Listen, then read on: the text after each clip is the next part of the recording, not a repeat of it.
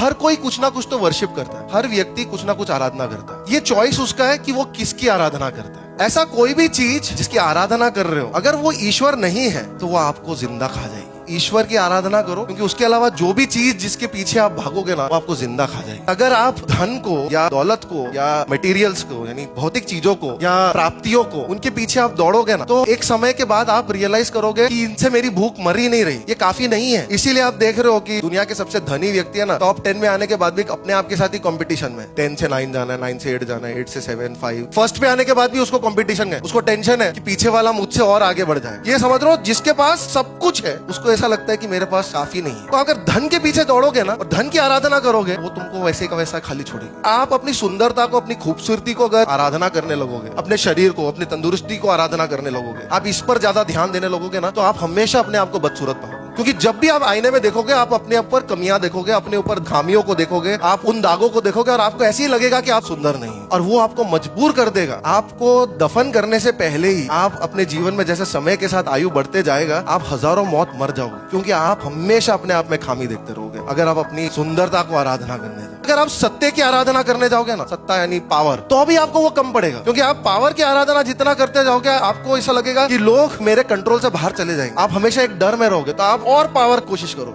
और सत्ता बढ़ाने की, और अपना प्रभाव बढ़ाने के लिए आप कोशिश इसलिए कर रहे हो क्योंकि आपके डर को आप शून्य करना चाहते हो कि लोग मेरे कंट्रोल से निकल जाएंगे, और वो भी आपको कभी शांति नहीं देगा। अगर आप अपनी बुद्धि को आराधना करने जाओगे ना, तो आप इस दौड़ में लग जाओगे कि हर बार अपने आप को स्मार्ट साबित करने के लिए, यानी आपको हर बार डर रहेगा कि कोई मुझे ऐसा ना समझ ले कि मैं मूर्ख हूँ। आपको हर बार ये डर लगेगा कि अरे इस बात में मेरे को ये कम ना समझ ले। बुद्धि की आराधना करने वाला भी हारेगा। और सबसे खतरनाक बात क्या है पता है इस बारे में? ये नहीं कि इनकी आराधना करना पाप में है, इनकी आराधना करना दुष्ट है। सबसे खतरनाक बात ये है कि ये हमारा डिफॉल्ट सेटिंग बन जाता है। ऑटोमेटिकली हमारे अंदर हम ऐसा ही सोचने लगते हैं, हमको पता भी नहीं चलता, हम चीजों को निर्णय इस भावना के साथ करने लगते हैं। हर कोई आराधना करता है, पर अगर आप ईश्वर की आराधना नहीं कर रहे ना, तो वो चीज आपको जिंदा खा जाएगी, आपको जीने नहीं देगी। यीशु कहता है, जब तक तुम मेरी आराधना नहीं करोगे, मुझे अपने जीवन के मध्य में नहीं रखोगे, जब तक तुम तुम्हारी इस आत्मा की जो प्यास है ना, उसको बुझाने के लिए मेरे पास नहीं आओगे, जब तक तुम अपने इन सारे दर्दों को लेकर मेरे पास नहीं आओगे, अपने सवालों को, अपने वजूद को मुझ में नहीं ढूंढोगे ना, तब तक तुम हारते और खाली महसूस करोगे।